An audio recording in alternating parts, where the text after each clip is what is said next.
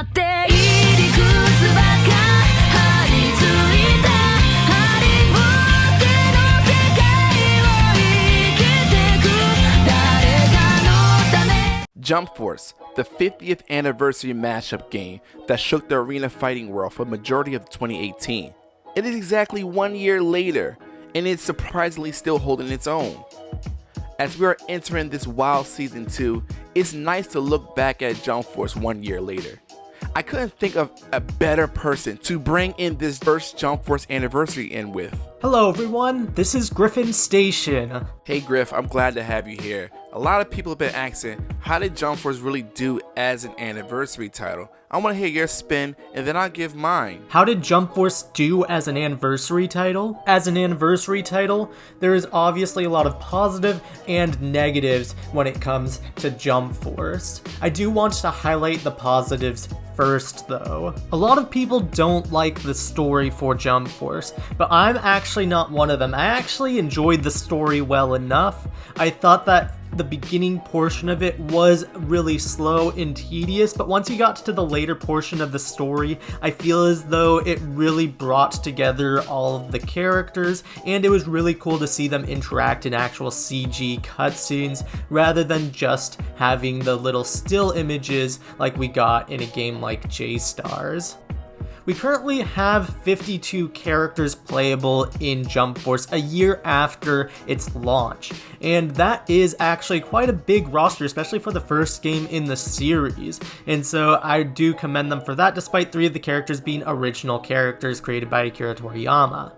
The total roster will be up to 57 characters by the time we get to the end of 2020, which honestly is pretty big. So that is another really big positive for Jump Force as an anniversary title. As an anniversary title, Jump Force comes up a little bit short. Spike Chunsoft brought in all of the heavy hitters, and everyone that ultimately should be included was included, with the exception of Gintoki from Gintama. When the hype of the game was still in effect, just like Griffin, I too had high expectations.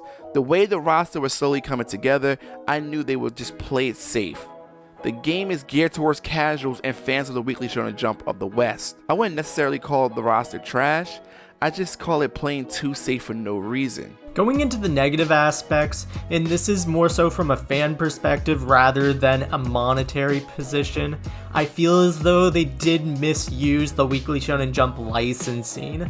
Now, obviously from a monetary standpoint, it makes sense to really market the big 3, which in the big 3 I'm referencing not Bleach, I'm referencing Dragon Ball, One Piece, and Naruto. Now, Bleach did get a lot of representation as well. It has 6 characters currently in Jump Force, and that is a lot. We also have a bunch of Hunter x Hunter characters. We're now going to be getting 4 My Hero Academia characters. But I feel the amount of series in an anniversary game should be vast. And let's look at J-Stars. Let's look at Jump Ultimate Stars. These AAA games being released and having a massive number of series, whereas Jump Force only has, 16 series? 17 series? It just does not compare. It's about half the size that J-Stars had, and it's definitely lower than what we got in Jump Ultimate Stars, which I believe had around 40 series in the game. They could potentially make this up in Season 2, but I honestly don't think we're getting any new series in Character Pass 2, especially considering we already know that Todoroki is on his way.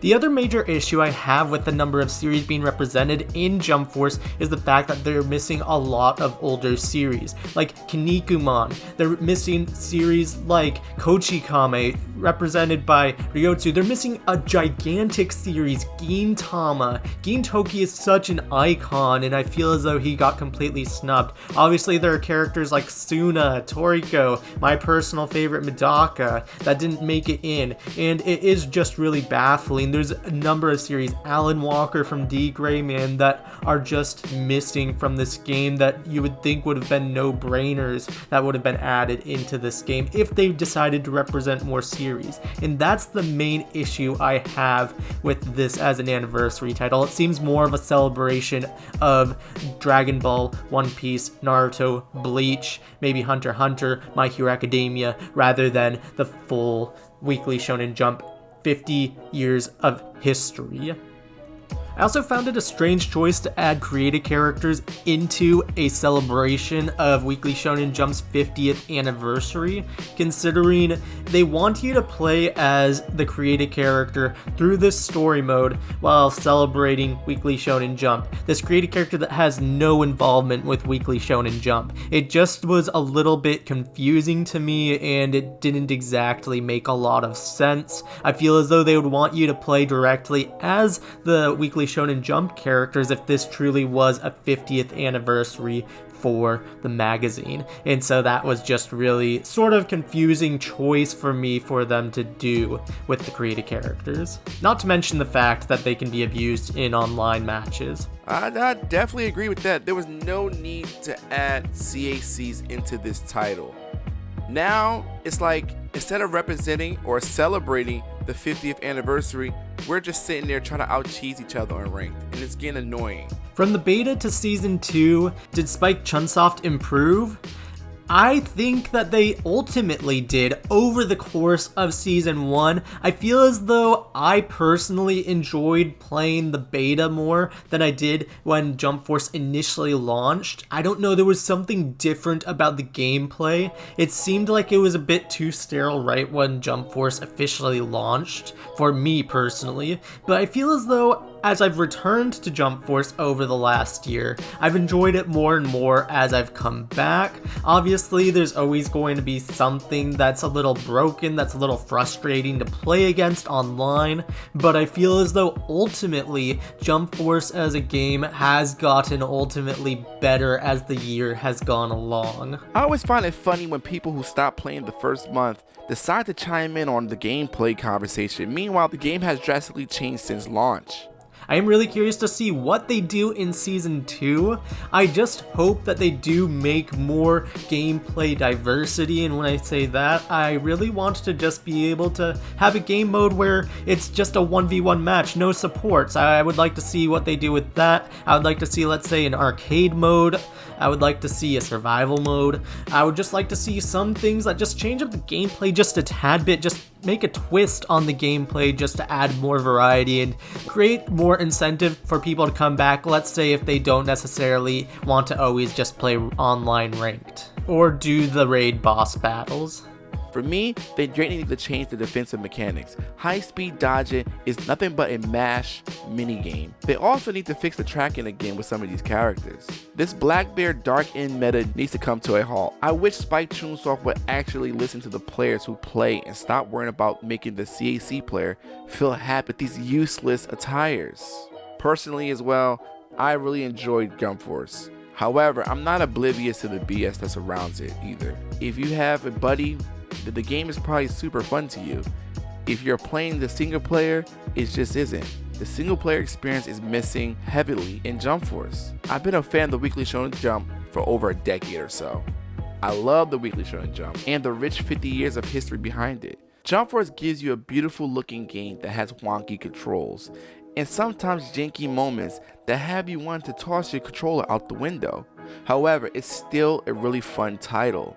It's the only game you're going to be able to have Goku versus Jotaro and look like a masterpiece. My personal feelings for the game itself and Weekly Shonen Jump, well, personally, I honestly have a lot more fond memories of Jump Force now that I'm a year out rather than how I felt when the game initially launched. Now, when the game initially launched, I did like it for about a week, but after, I think it got really sour, and I'm not exactly sure why, but there was something about the gameplay, about the game in general. Maybe it was just burnout of crushing Jump Force day after day after day while also doing school, but there was something about it that just rubbed me the wrong way, and so I distanced myself from Jump Force for a bit. Now coming back to it whenever I go to play it, I do enjoy it a lot more than what I initially think when I think of Jump Force. And so I am looking forward to seeing what they do with the game. I'm not hoping for more series right now because honestly I feel like that's just a fool's errand, and if you do that then you're just setting yourself up for disappointment. I feel as though just setting the bar low so you don't get your expectations too high is the best way to go about, I would say, most anime games honestly, and most games in general, because if you set yourself too high then there's just a lot further you can fall. So I am looking forward to seeing who we get for season 2, and I am just really curious what series they decide to take characters from that are already in the game, because we already know we're getting Todoroki. I doubt we're getting 2 My Hero Academia characters again, because we're only getting 5 characters this time around, but I am looking forward to seeing which characters we're getting, and I mean, new series would be a really big positive. I just personally don't see that happening. Now with Shoto Todoroki being one of 5, my expectation is sort of low, but at the same time, I'm intrigued on whether or not they're going to do a seasonal thing like Dragon Ball FighterZ. As far as Weekly Shonen Jump is in such an interesting position. This was the first time in the last 11 years that we've seen a series overtake One Piece in sales in Japan, which is of course Demon Slayer, such a hugely popular series that broke out in the last year thanks to the anime adaptation. And so I feel as though Weekly Shonen Jump is definitely evolving. There's definitely a lot less fighting series, so we might not be seeing a fighting game of this caliber again in terms of the representation that we're going to be seeing. This might actually be the precipice where we see in future fighting games, we're going to have these represented series and probably even older series, because they are moving more towards different types of genres in Weekly Shonen Jump rather than the typical anime fighting series. We have series like Promised Neverland, we have series like Dr. Stone that are so hugely popular, we have Chainsaw Man that are just so big in Weekly Shonen Jump right now that aren't necessarily fighting series. We even have a series like Act Age, just completely not a fighting series at all. And so I'm just really hopeful for future fighting games to really delve into that deep history of fighting manga series that are in Weekly Shonen Jump, and hopefully we'll see